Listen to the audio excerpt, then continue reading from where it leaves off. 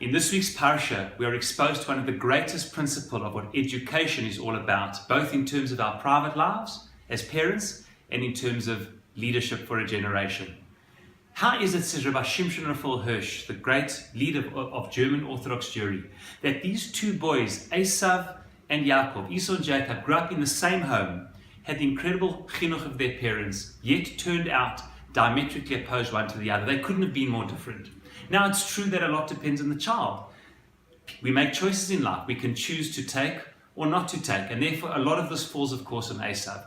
But incredibly, says Rav Shimshon Raphael Hirsch, he says, based on the Midrash, in Bereshit Rabbah, which implies this, he says categorically that he feels that there perhaps is something, so to speak, on their level, missing in the education of Yitzchak and Rivka. We wouldn't be able to say this if not said by Shimshon Raphael Hirsch. And he learns it from the Psukim. It says, Vayigdelu hanarim, they grew up together.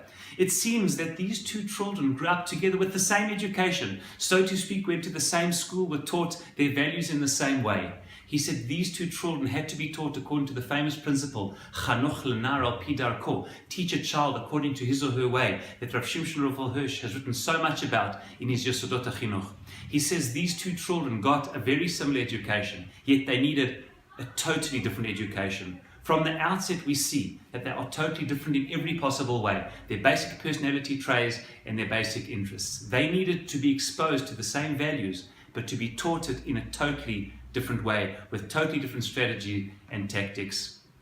Again, it's hard to say, and we wouldn't say it if it wasn't that Rav Hirsch was saying it, but I think this is of enormous importance for us as parents and educators today.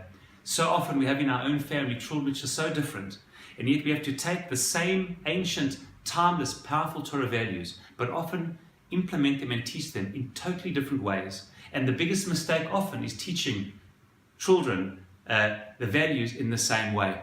And so too, I think, for us as educators and leaders today, we need to think very carefully about our generation. There are so many types of Jews with so many different types of connection to their Judaism. It is our responsibility to think how to take the very same timeless values, but give them over and teach them in totally different and creative ways, appropriate for each child's education. May we be zocheh to do this tikkun, in terms of the words of Rav Hirsch, and in our generation, in our own families, and in our people, to be able to take the incredible values of Torah and make them relevant and inspiring to each and every child in their own specific, unique set of characteristic circumstances and their way.